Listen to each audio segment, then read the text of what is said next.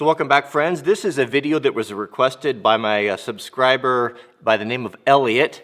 He said that he had come across a tuna can or a sardine can, looks more like a sardine can, survival kit on Amazon and wanted me to do a cheapest survival kit review on Amazon video. So that's what we're going to do today. So I got it here, I ordered it, I think it was about $12, and I have no idea what's in here. Actually, I took the sticker off there so that we could all be surprised together. So let's open it up and see, is this is this a legitimate survival kit? They said something like 32 or 36 items inside, which is hard to believe.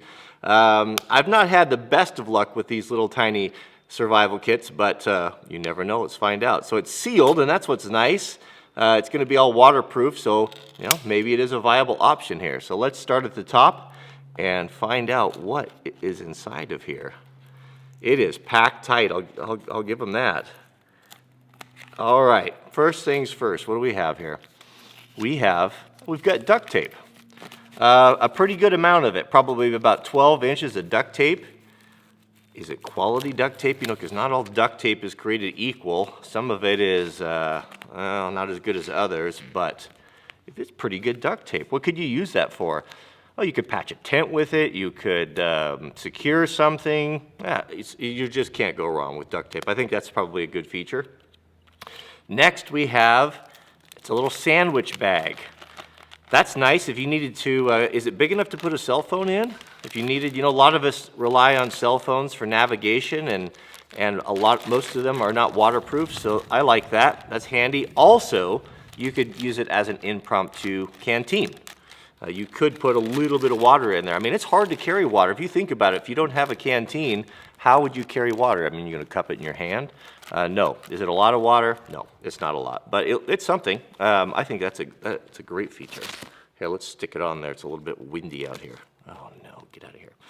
All right, next we have paper matches, just your standard paper matches. Maybe wooden matches would be a better option. These are a little bit fragile when it comes to moist areas, but better than none. I think that's probably a good option.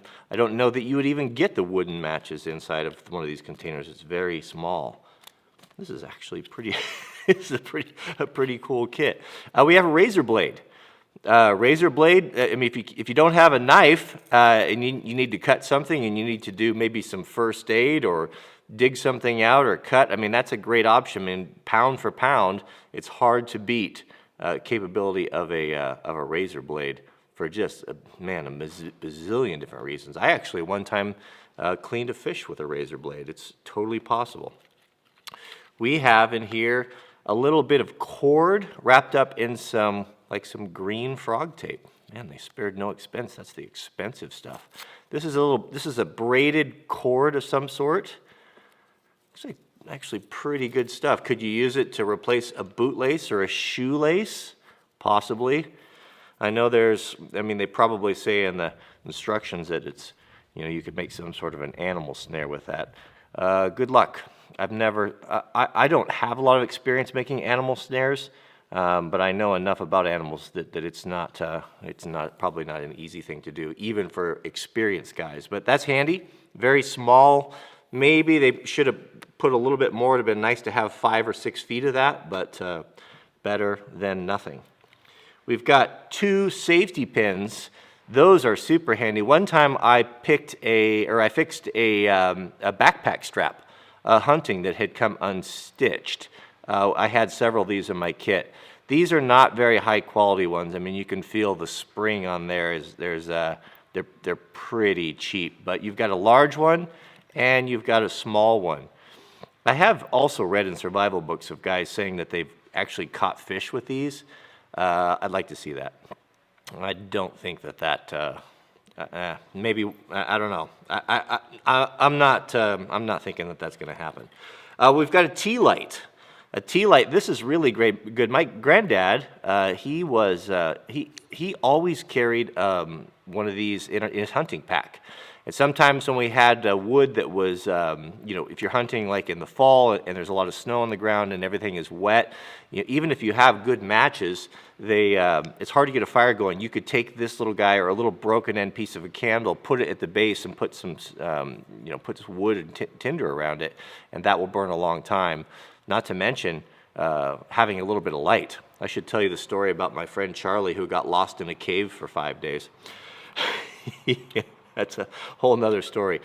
This is nice. This is actually kind of unexpected. This is brass snare wire. This stuff's actually kind of, is it really brass? Is it solid brass? I think it is. This stuff's actually kind of expensive. This is, oh man, I mean, if you need to repair, this would be a better thing to repair something with, to use it like a really heavy duty sewing string or wire, or man, just having a piece of baling wire or something like that is beyond handy. And they give us quite a bit here. How much is that? It's a chance of me getting that out without tangling it. There's 3 feet there, I'll bet. That's really nice, very nice. We have these little guys. What are these? These are, I imagine these are fire starters of some sort. Well, let's wait till the end and we'll test those to see if they work.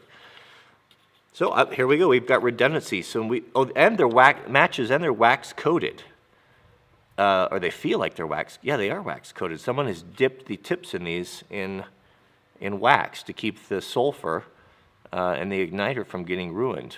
That's kind of a nice surprise. I like redundancy. When I put together survival kits, I always have at least 2 and preferably 3 ways to start a fire, because I don't really trust these. I'll take lifeboat matches, I'll take a steel or a ferro rod, and I'll take a lighter, like a big lighter. We have, this is actually a pretty good kit here. We've got a big roll of thread here. Is there a sewing needle? I mean, there's a lot here. I don't know, there's probably, I'm guessing, it could be 25, it could be 50 feet of kind of a high tensile, how strong is it? High tensile sewing thread.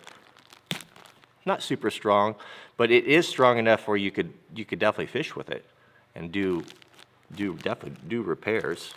That's interesting that they've tripled up and doubled up on things. Double fire, tripled up on cordage. This is some sort of a really soft nylon cord with like a bread bag zip tie on it. And there's quite a bit here. There is probably, I'm going to have it all tangled here. There's probably 25 feet on that as well. Very nice. What could you use that for? Oh man, sky's the limit. Nails. That's an interesting choice. 2 nails. What could you use the nails for? I don't know. You're not going to build a whole lot with 2 nails, but well, there you have it. Maybe to replace it, if you had a multi-tool and you need to replace a cotter pin or something. I've done that before with nails. They're really good for that. We have the tiniest whistle I think I've ever seen. Look at that. That's hilarious. Not very high quality. Is it loud? Kind of. Medium loud. It's not like a Fox 40 or anything, but it is nice to have a whistle. Your voice doesn't carry very far, especially if there's wind. And if you get down, if you got down in a hole, let's say you were backcountry skiing or something, guys fall down in tree wells, they die all the time. When search and rescue comes around, after you yell for a couple hours, you lose your voice. And to have a whistle that's something I always put in a survival kit. Here we go. I was hoping this was going to be in here. It's a heavy-duty sewing needle. So this, in combination with the thread, is going to give you the ability to fix lots of stuff. I mean, you could fix shoes, you could fix a tent, you could fix, again, a backpack or clothing articles that go bad on you. Very good idea. I like that. We have of course, our just garden variety little oil-filled compass or spirit compass. The reason why they used to call them spirit compasses, because they would put alcohol in them, not water. If you ran water in there, they would freeze and they would crack. So alcohol, as we know, won't freeze. And it's actually pretty good. It is reading, get away from I guess that's not non-ferrous. It is reading the correct direction. I do know that is true north. See, does it correct? Yeah, with a little, it's it doesn't have a super bearing on there, but with a little bit of fussing around, seems to work okay. I've seen worse than that one. We got a fish hook. Is it just one? Oh, nope, two. Yeah, you want to have a backup. Break your heart if you were fishing and you lost your hook on a snag and you didn't have a second. Yeah, maybe a half a dozen with some lead sinkers. I mean, they've got the room in there, and it doesn't cost very much, so that wouldn't be bad. The bad thing about the tuna can survival kit is that you can't augment it. You know, once you open it, it's not going to be sealed. I guess you could tape it up. This here is it's a pencil. Well, that is clever. It's a pencil with a pocket clip, and it's made in Japan. So it's not, it's not super, it actually feels like pretty good quality. Nice to have a pencil. One time, or many times, I think I've seen, we used to hunt or have big hunting camps. Our family was really into that. If someone wasn't able to get back to camp in time or was having a problem or needed to get information, having a pencil and a piece of paper, being able to leave a note that say, I was here at this time, or I went down this trailhead. I mean, you could take the thing and you could put it in a plastic bag, and you could use the string and you could tie it there in a real obvious manner to leave a message of where you went. Not only that, but you have the paper to help start fire. So we've got a nice piece of paper on there.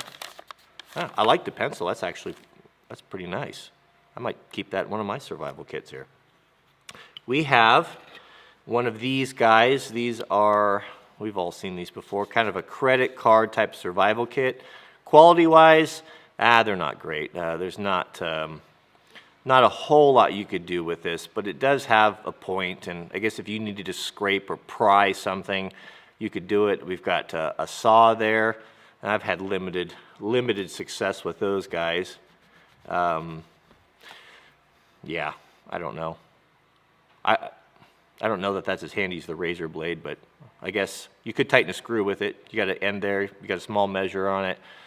Don't have any idea what that thing is. Lanyard hole. It's all right. Well, there's something else in here too. Now remember, here we go. We have an explanation here. So there are 11 things on this. There's a can opener. Okay, I see that, right there, that's can opener. Knife edge, screwdriver, ruler, bottle opener right there. We've got a butterfly wrench. What's a butterfly wrench? I don't know what a butterfly wrench is. We've got a saw blade, of course, a sundial.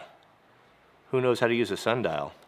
If I had to go out and to use this as a sundial, I would be a little bit at a loss, as I don't know how to do that. Two-position wrench and lanyard hole, so that's it. Not really any instructions on how to use anything, but there it is. Love it or leave it. We've got two zip ties in here, or not zip ties, but the little bread bag zippy ties. I don't know what these would be good for other than keeping your bread from getting stale. A couple of zip ties would be a better addition to this, more useful, and they would curl around in there, and they would certainly fit. We have, signaling mirror. Is that legitimate? Probably not. I mean, yeah, I mean, you could get some flash off of it, but without having the aiming hole in it, like a proper signaling mirror, that would be difficult to use. I'd rather this be an extra $5 or $10 and put a real signaling mirror in there and some of the other upgrades. And then finally, in addition to the can, we have some basic survival kit. You know, this is good just psychologically. Sometimes I've actually been lost. I've spent the night out elk hunting one year, and I was kind of lost. Primarily, I couldn't get back in time, and I thought, well, wandering around the dark is going to be up. My chance of getting lost or getting hurt was going way up. So what helped me a lot was having a plan and things to do to keep your mind occupied, because it's pretty scary. I mean, you hear things at night.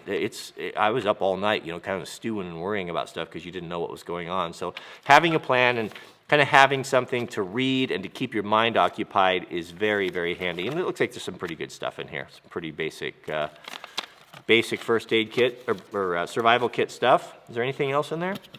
There's not. All right, so before we go, How are you going to strike these matches, these wooden matches is the question, because some of these you have to have the striker to do that. So I don't know if they would strike on a rock. Let me go grab a rock and find out if they work. Okay, so here's a rock, kind of coarse. Yeah, I don't know about that. So I guess maybe what they're intending us to do here is to use, can we use the striker on the back of the, yeah, that's the problem with these. They're just not very good matches. I don't know. I think the only value that they're going to have is, oh, there we go, we got it. Yeah, I was about ready to trash it. Does this stuff burn?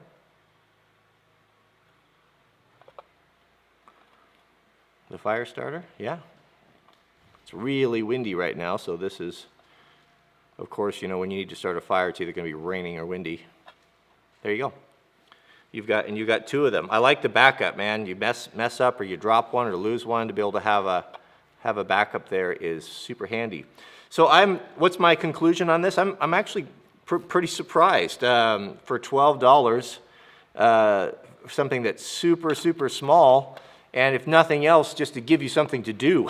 If you broke down or got lost, to have a couple things, you know, to give you peace of mind, and maybe to do some slight repairs, and the whistle's okay.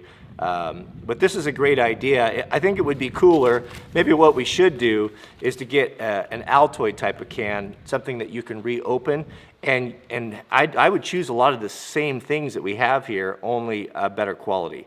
Maybe better quality a whistle, a real signaling mirror, and I don't know, maybe, probably a knife. I'd probably rather have a knife than this. Something, maybe a tiny, like one of those itty bitty spider codes that are, you know, they're kind of useless, but at least they're a real knife with a real steel on them. But overall, it's pretty good. Not too shabby.